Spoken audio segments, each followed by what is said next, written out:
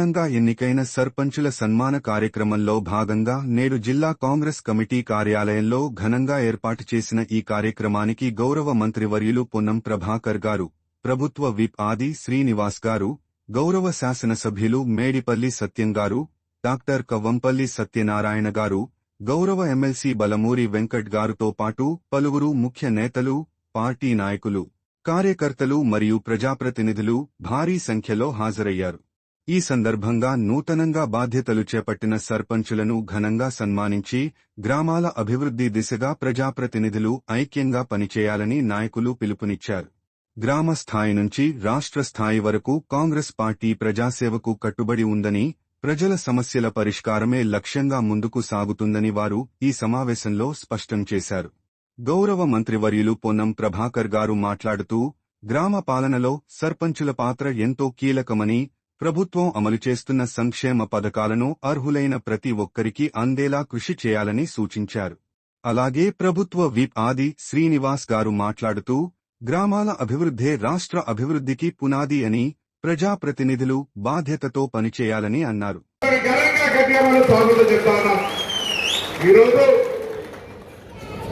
సర్పంచులుగా మీ విధి నిర్వహణలో బాధ్యతగా కాంగ్రెస్ పార్టీకి సంబంధించినటువంటి సర్పంచుల్ని పార్టీ మీకు అండగా ఉంది, ప్రభుత్వం మీకు అండగా ఉంది.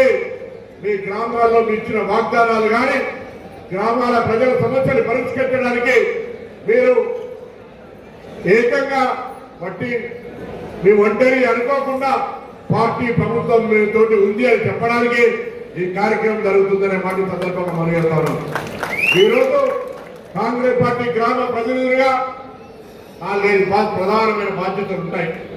మీరు సర్పంచ్ ఊరికి మంచికి చెడుకు ఆ గ్రామానికి సంబంధించినటువంటి అన్ని విషయాల్లో ప్రజలు నివేది చూస్తూ ఉంటారు. ప్రభుత్వ కార్యక్రమాలు కానీ, ప్రజా సమస్యలు కానీ, పార్టీ కార్యక్రమాలు కానీ, జరుగుతున్న పరిణామాలన్నింటిలో మీ ప్రతిస్పందన ఆ గ్రామం మీద ప్రభావం చూపెడుతుంది. గ్రామీణ ప్రాంత వాతావరణంలో పట్టణ ప్రాంతాలకు గ్రామీణ ప్రాంతాలకు చాలా తేడా ఉంటుంది. గ్రామీణ ప్రాంతాల్లో అక్కడ ఉండబడేటువంటి ప్రజలకు ఎప్పుడు కూడా నోట్లో నాలుగగా అందుబాటులో ఉండాల్సి వస్తుంది. నేను దయచేసి కోరుతా ఉండేలా కాంగ్రెస్ పార్టీ నుంచి గెలిచిన సర్పంచులందరూ రాబోయే మళ్ళీ అది సహకార సంఘ ఎన్నికలు కానీ, స్థానిక సంస్థల ఎన్నికలు కానీ, శాసనసభ కానీ, పార్లమెంట్ కానీ, ఏ ఎన్నికలైనా మీ శ్రమతో గెలిచే విధంగా మీ శ్రమ ఉండాలని కోరుకుంటా ఉన్నా. మేముగా మీకు సహకరించడానికి సిద్ధంగా ఉన్నాం. ఎన్నికలప్పుడు అనేక ఇంతకుముందే గౌరవ శాసనసభ్యులతో వస్తూ కార్ల అనేకమైన హామీలు ఎన్నికల సందర్భంగా సర్పంచులు ఇచ్చి ఉంటారు. ఇప్పటికే కొన్ని పథకాలకు సంబంధించిన నిధులు ఎన్నికలు జరగకపోవడం వల్ల ఆగిపోయిన నిధులు వస్తాయి. గౌరవ ముఖ్యమంత్రి గారు కూడా ఇప్పటిగా తాత్కాలికంగా కొన్ని నిధులను ఇస్తామని చెప్పినారు. శాసనసభ్యుల దగ్గర నిధులు ఉంటాయి, జిల్లా కలెక్టర్ దగ్గర నిధులు కానీ, ఏవి కానీ మీకు అత్యవసరంగా ముందున్నట్టుగా ఎండాకాలాన్ని ఎక్కడ కూడా ఎదురు సమస్య రాకుండా చూసుకునే ప్రయత్నం చేయండి. ఇప్పటి నుంచి ప్రణాళికలు జనవరి నుంచి ప్రణాళికలు చేస్తే తాత్కాలిక పనులు, శాశ్వత పనులు మనం వాటికి సంబంధించినటువంటి గ్రామీణ త్రాగునీటిలో వాళ్ళు ఏదో మిషన్ భగీరథ పెట్టినటువంటి పేరు మీద పోతే కాదు, తప్పకుండా మీరు ముందు గ్రామాలకు వెళ్ళిన తర్వాత త్రాగునీటి సమస్య మీద చాలా సీరియస్ గా మీ గ్రామ శాఖ అధికారులతో రివ్యూ చేసుకోండి. సమస్యల యొక్క పేపర్ రాసుకోండి. గౌరవ మీ శాసనసభ్యులకో ప్రభుత్వ దృష్టిలో తెచ్చే ప్రయత్నం చేయండి. దాని తర్వాత శానిటేషన్ గ్రామీణంలో ఆరోగ్యంగా ఉండాలంటే, గ్రామ ప్రజలందరికీ కూడా ఆరోగ్యంగా ఉండాలంటే శానిటేషన్ కు సంబంధించినటువంటి విషయం. దాంతో పాటుగా ఇంతకుముందు గౌరవ కౌన్సిల్ సత్యనారాయణ చెప్పారు, స్ట్రీట్ లైట్స్ కావచ్చు, అక్కడ ప్లాంటేషన్ పర్యావరణానికి కావచ్చు, విధంగా అనేక కార్యక్రమాలతో పాటు గ్రామాలకు సంబంధించిన మౌలిక విద్య, ఆ విద్య స్కూల్స్ కు ప్రభుత్వం ఇలా అటుమోస్ట్ ప్రయాణిస్తూ ఉంది. మీ పాఠశాలలో సరియైనగా పిల్లలు వస్తా ఉన్నారా లేదా, టీచర్లు వస్తా ఉన్నారా లేదా, ఆ విద్యా వ్యవస్థను ప్రభుత్వ ఆలోచనకు అనుగుణంగా మీ ఊర్లో ప్రైవేట్ బస్సు రాకుండా మీ ఊర్లో మీరు మేనేజ్ చేయగలిగే పిల్లలందరినీ ప్రభుత్వ పాఠశాలకు పంపితే ఆ ఊరికి మేము ప్రభుత్వం తరఫున ఏ సమస్య అంటే ఆ సమస్య పరిష్కారం చేయడానికి సిద్ధంగా ఉన్నాం. మాట చేస్తాను. మీరల్లా టీచర్ల మీద విశ్వాసం పెంచి పిల్లలందరినీ ప్రభుత్వ పాఠశాలలో చదివించే కార్యక్రమం చేయండి. స్వయంగా పర్యవేక్షణ చేయండి. తరగతులు బాగా నడుస్తూ ఉన్నాయా, మౌలిక సదుపాయాలు క్లాస్ రూమ్ ఉన్నాయా లేదా, ఏం కావాలో దానికి టాప్ ప్రాధాన్యం అని చెప్పి సందర్భంగా కోరుతా ఉన్నా. రాజకీయంగా ఇలా సర్పంచులు మూల స్తంభాలు చూస్తా ఉన్న రాజకీయాలు ఏ విధంగా జరుగుతూ ఉన్నాయో.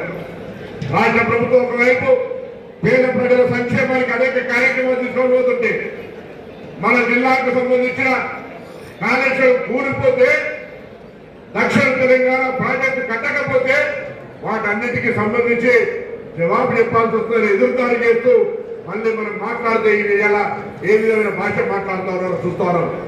అందుకే కాంగ్రెస్ పార్టీని రక్షించుకోవడానికి, కాంగ్రెస్ పార్టీ నాయకత్వాన్ని పెంపొందించుకోవడానికి మన నాయకుల మీద ఎక్కడ ఎవరు మాట్లాడినా వెంటనే గ్రామ స్థాయిలో స్పందన ఉండాలని సందర్భంగా కోరుతా ఉన్నా. ఇలా పేపర్లో పొద్దునే రాష్ట్ర కాంగ్రెస్ అధ్యక్షుడి ప్రకటన వచ్చింది. రేపు 28వ తేదీ నాడు ఇది గ్రామాలకు సంబంధించిన అంశం, గ్రామ ప్రజలకు సంబంధించిన ఉపాధి హామీకి సంబంధించిన అవకాశం. ఇలా మహాత్మా గాంధీ పేరు మీద ఆనాడు సోనియా గాంధీ గారు, మన్మోహన్ సింగ్ గారు యూపీఏ ప్రభుత్వంలో కరువుతోటి విలవిలలాడుతుంటే, ఉపాధి లేక వలసలు పోతుంటే ఉపాధి హామీ మహాత్మా గాంధీ గారి పేరు మీద గ్రామాల్లో పనులు చేసుకునే అవకాశం ఇస్తే అటువంటి మహాత్మా గాంధీ పథకానికి కూట్లు పడుతూ, ఆ పథకానికి ప్రభుత్వాల మీద భారం మోపుతూ ఇలా పేరు కూడా జాతిపిత మనందరికీ తెలుసు. స్వతంత్రం సాధించినటువంటి జాతిపిత పేరు మార్చి శ్రీరామ్ అని పేరు పెట్టుకుంటా ఉన్నారు. ఒకవైపు ఇందిరాగాంధీ నెహ్రూలనే అవమానపరిచయంగా చేస్తున్నప్పటికీ కూడా సరైన సమయం వస్తుంది. చరిత్రలో ఎవడు కూడా చరిత్రను మలిపిన వాడు మళ్ళీ చరిత్రలో ఉన్నాడు. నరేంద్ర మోడీకి తెలుసు నెహ్రూ వేసిన పీఠాలు ఒకవేళ లేకుండా ఉండి ఉంటే ప్రపంచ దేశాల్లో ఇంత పెద్ద విద్యావేత్తలు 100 కప్పిళ్ళ సీవలు మన దేశం వాళ్ళు ఉండేది కాకుండే. ఆ విధంగా ఇలా నెహ్రూ వేసిన పీఠం ఇరిగేషన్ ప్రాజెక్టులు లేదా ఇందిరాగాంధీ గరీబీ హఠావో, రాజభరణాల రద్దు, ఇలాంటి అనేక కార్యక్రమాలు తీసుకున్న మనల్ని ఈ ప్రభుత్వం మతం పేరు మీద మన యొక్క నాయకులను అవమానపరిచే ప్రయత్నం చేస్తూ ఉంది. స్వాతంత్ర ఉద్యమంలో పాల్గొనని పార్టీ, దేశం కోసం ప్రాణాలర్పించిన కాంగ్రెస్ నాయకుల కుటుంబాలను అవమానపరిచే సందర్భం కావచ్చు. జాతిపిత మహాత్మా గాంధీ ఇలా స్వతంత్రం కోసం పోరాడితే ఆయనను చంపిన గాడ్సేను ఆరాధించు ఇలా గాంధీ గారి పేరు తెస్తున్నటువంటి ఉపాధి హామీ పథకం కింద ప్రతి గ్రామంలో గాంధీ గారి ఫోటో పెట్టి కేంద్ర ప్రభుత్వ వైఖరికి నిరసనగా రేపు మొత్తం తెలంగాణ జిల్లాల్లో అన్ని, మన కరీంనగర్ లోక్సభ జిల్లాలో అన్ని జిల్లాలో కార్యక్రమం జరగాలి. కాంగ్రెస్ పార్టీ అనేక మంది మార్కెట్ చైర్మన్లు, సింగిల్ విండో ప్రెసిడెంట్లు, సర్పంచులు, ఉప సర్పంచులు, వార్డు మెంబర్లు, యువజన కాంగ్రెస్, ఎన్ఎస్సిఐ, మహిళా కాంగ్రెస్, ఈ విధంగా అనేక విభాగాలు చాలా మంది ఉన్నారు. మహాత్మా గాంధీకి అవమానం జరిగిన తర్వాత కూడా, మహాత్మా గాంధీ గారి పేరు తీసేసిన తర్వాత ఇది గుండెల్లో నుంచి రావాల్సినటువంటి కార్యక్రమం.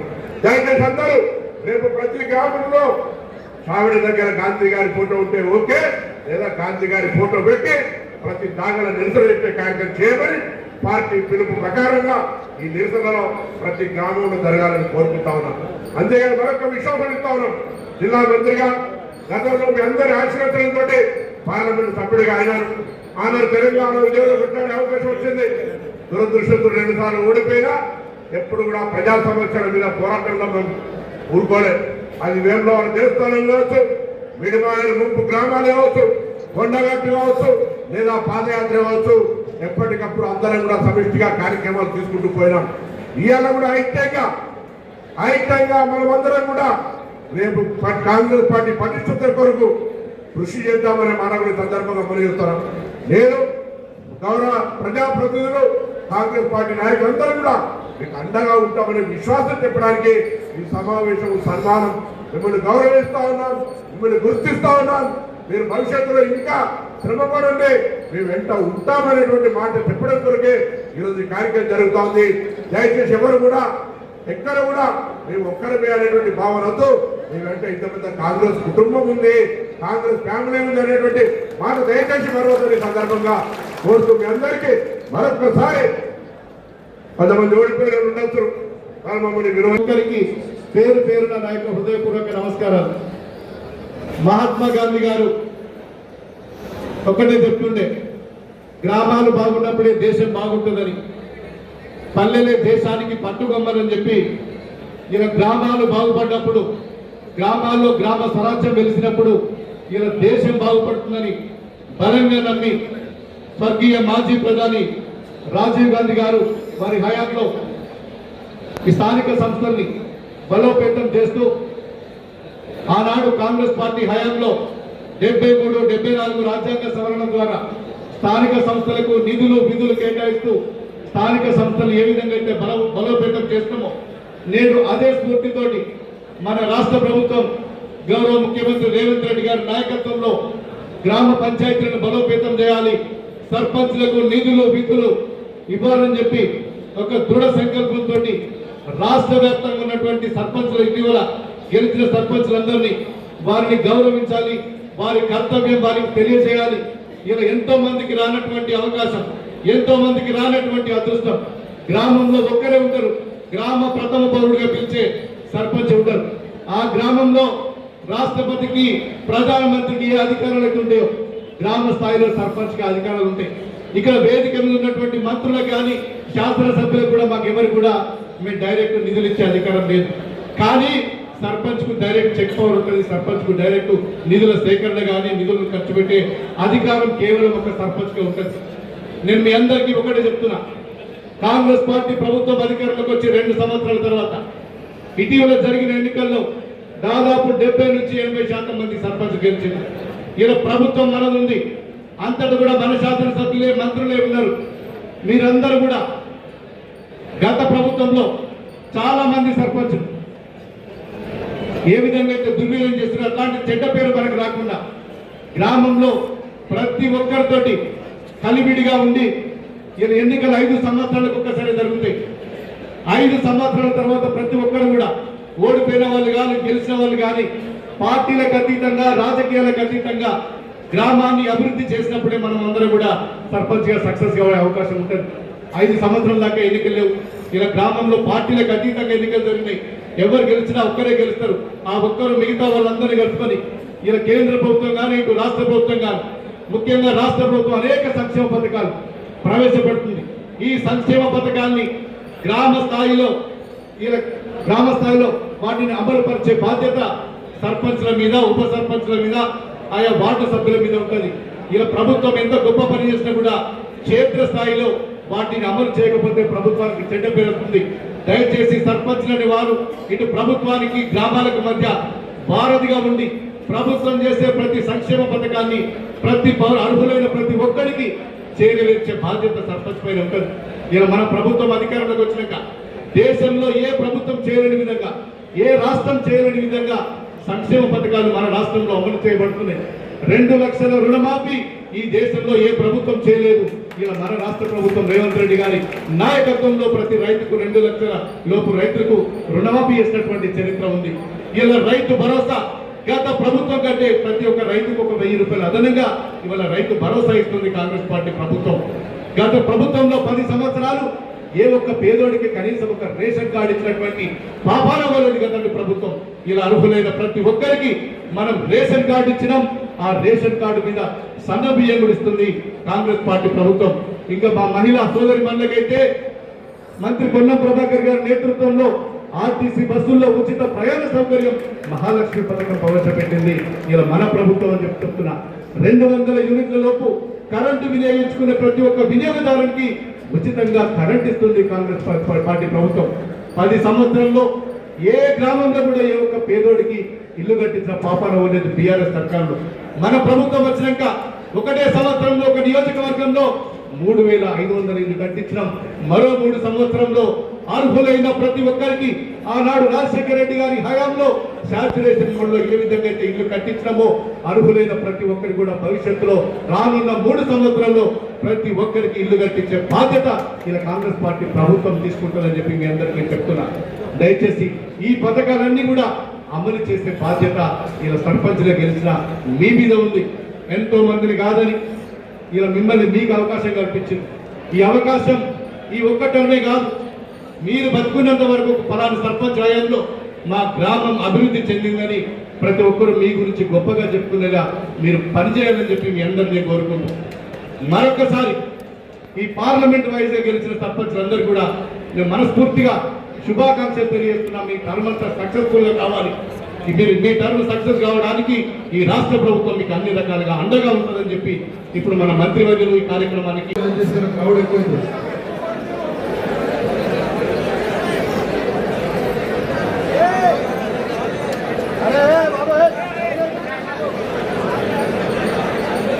దర్శనం పోవాలి.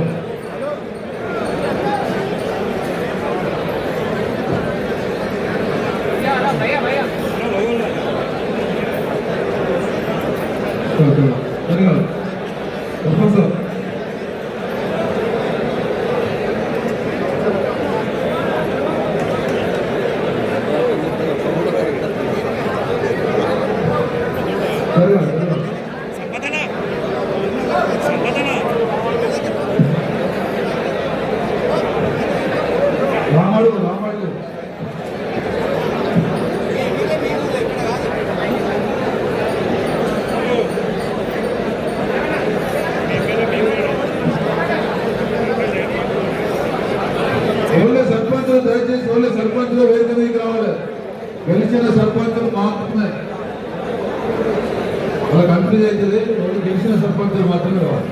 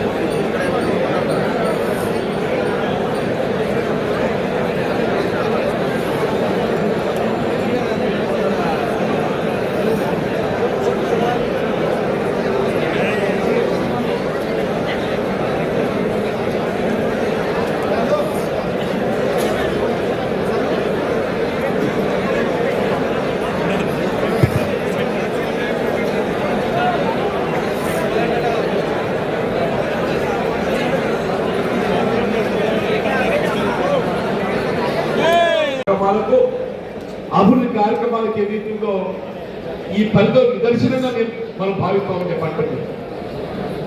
ఒక విధంగా ఇక్కడ ప్రజాపాలనకి ఇది ఆమోద ముద్ర అని చెప్పంటున్నాను. ఇక్కడ సర్పంచ్ బాధ్యత అనేది అత్యంత కీలకమైనది చెప్పంటున్నాను. ఇక్కడ కేంద్ర రాష్ట్ర ప్రభుత్వాలు అమలు చేసి తలపెట్టినటువంటి యొక్క ఏ అభివృద్ధి సంక్షేమ కార్యక్రమం అయినా కానీ అవి అల్టిమేట్గా ఏదైతుందో క్షేత్ర స్థాయిలో వాటిని నిర్వహణ చేసేది, పర్యవేక్షించేది సర్పంచ్ ప్రభుత్వం చెప్పండి. ఆనాడు రాజీవ్ గాంధీ గారు ప్రధానమంత్రిగా ఉన్ననాడు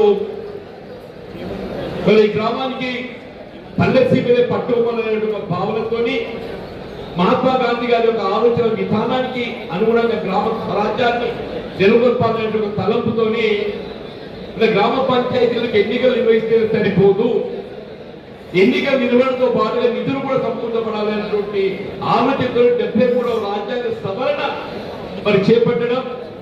ఆ 73వ రాజ్యాంగ సవరణకు అనుగుణంగా వీళ్ళ కేంద్రం నుండి గ్రామానికి డైరెక్ట్ గా ప్రత్యక్షంగా నిధులు రావడం అని చెప్పండి. అది 15 ఫైనాన్సే కానివ్వండి, స్టేట్ ఫైనాన్సే కానివ్వండి, ముఖ్యంగా గ్రామాల్లో చేపట్టబడుతున్న ప్రతి అభివృద్ధి కార్యక్రమాల్లో ప్రధానంగా మరి భాగస్వామ్యం చేసుకుంటుంది. ఆనాడు యూపీఏ చైర్పర్సన్ గా సోనియా గాంధీ గారు, మరి ప్రధానమంత్రిగా మన్మోహన్ సింగ్ గారు మరి ప్రవేశపెట్టేటువంటి ఒక మహాత్మా గాంధీ జాతీయ గ్రామీణ ఉపాధి హామీ పథకం అని చెప్పి గ్రామాలలో మనం ఏ కార్యక్రమం చేపట్టబడాలన్నా మనకు మన గత ప్రభుత్వం ఏదైతుందో హరిత గుంతలు తీయడమే కానివ్వండి, వైకుంఠ ధామాలే కానివ్వండి, డంపింగ్ యార్డ్సే కానివ్వండి, మురికి కాలువలే కానివ్వండి, సీసీ రోడ్లే కానివ్వండి, భవన నిర్మాణాలే కానివ్వండి, ఏదైనా అన్నింటి మూలం ఏదైతుందో జాతీయ గ్రామీణ ఉపాధి హామీ పథకం చెప్పండి. మరి కేంద్ర ప్రభుత్వం ఏదైతుందో అటువంటి జాతీయ గ్రామీణ ఉపాధి హామీ పథకాన్ని నీరు కట్టాలనే భావన తలపుతో చేసిన కుట్రలను గమనించుకొని చెప్పండి. మహాత్మా గాంధీ ఏదైతుందో భారతదేశానికి స్వాతంత్రం సిద్ధింపజేయడం లోపల రాజకీయాలకు అతీతంగా యావత్ భారత జాతిని ఐక్యం చేసినటువంటి ఒక నాయకుడు జాతి పిత మహాత్మా గాంధీ గారు అని చెప్పంటున్నారు. అటు మహాత్ములు పేరున్నటువంటి ఒక మరి కార్యక్రమాన్ని పేరు మాత్రమే ఒక తలంపు ఇది ఆశ్చర్యం కలుగుతుందని చెప్పంటున్నాడు. రామ్భవన్ అంటే గౌరవమైన వారు ఎవరు ఉండరు. రామ్భవన్ అందరూ తలుచుకుంటామని చెప్పంటున్నా. మహాత్మా గాంధీ గారు కూడా వారి చివరి క్షణంలో వారు ఉచ్చరించింది ఏంటంటే ఆయన జీవితం చివరిగా హే రామ్ అని చెప్పని ఏదైతుందో వారి జీవితం చివరి క్షణం వదలకూడదు అని చెప్పంటారు. మరి అక్కడ మహాత్ముల పేరు ఎందుకు తొలితానికి కుట్ర చేస్తుందో ఇది తెలిసి రావడం లేదు. కేవలం పేరు తొలగి చేయడమే కాదు కార్యక్రమాన్ని కూడా ఏదైతే నీరు కాసే ప్రయత్నం చేస్తుంటే దానికి మరి ఏ విధంగా అడ్డుకోవాలి ప్రతి కాంగ్రెస్ యొక్క బాధ్యతగా మనం ముందు పోతామని చెప్పంటున్నాను. దయచేసి ఏదైతుందో ఎక్కువ సమయం తీసుకోకుండా దేవుడు మంచి కార్యక్రమం సర్పంచ్ అనేవాళ్ళు ఏదైతుందో ప్రభుత్వం అమలు చేసి తలపెట్టే సంక్షేమ కార్యక్రమాలకు దాని పర్యవేక్షణ ప్రధానంగా సర్పంచ్ సోదరులు చెప్పంటున్నాం. గ్రామ స్థాయిలో తక్కువకి ఎద్దగైనటువంటి వాళ్ళు ఎంతమంది మనం ఉండొచ్చున్నాయా ఆపదలు ముందు కనబడ్డాడు ఎవరు అని చెప్పంటే సర్పంచ్ అని చెప్పంటున్నాయి. ఓ పెన్షన్ నాకున్న ముందు ఎవరు కనబడతారా సర్పంచ్ కనబడతాడు. ఆయన పెన్షన్ లేదు. కళ్యాణకి జాతకం అయితేది ఎవరు కనబడతారు సర్పంచ్ కనబడతాడు. కార్యక్రమం అమలు చేసేది ఎవరు రాష్ట్ర ప్రభుత్వం విధి విధానం రూపొందిస్తుంది కేంద్రంలో విధి విధానం రూపొందిస్తుంది. ఇక్కడ అమలు కన్నా ముందు కనబడేది ఎవరు సర్పంచ్ అని చెప్పి అంటున్నారు. ఒక ఇల్లు మంజూరు కావాలి ఎవరు కనబడతారు నాకు ఇల్లు మంజూరు కావాలి అని చెప్పని ఇస్తుందో శాసనసభ్యుల దగ్గరికి ప్రతిపాదన తీసుకెళ్ళి ఎవరు మళ్ళీ సర్పంచ్ అని చెప్పి అంటున్నారు. మరి ఏ బాధ్యత అయినా చివరికి భార్యాభర్త పంచాయతీ అయినా కానీ ఏది ఇస్తుందో ముందుగా ఏదైతే సర్పంచ్ దగ్గరికి వచ్చి ఇలా భర్త నన్ను ఇంటిస్తున్నాయా నా సంసార సంగతి ఏంటి మా గెట్టు పంచాయతీ సంగతి ఏంటి ఏదైనా గ్రామ స్థాయిలో సర్పంచ్ అయిన వారు ప్రధాన పాత్ర పోషించాలని చెప్పంటున్నారు. అటువంటి ఒక మిమ్ము రేపు కాంగ్రెస్ పార్టీ భవిష్యత్తు కూడా మీపై ఆధారపడుతుందని చెప్పంటున్నారు. రేపు భవిష్యత్తులో కాంగ్రెస్ పార్టీ భవిష్యత్తులో మీపై ఆధారపడుతుంది.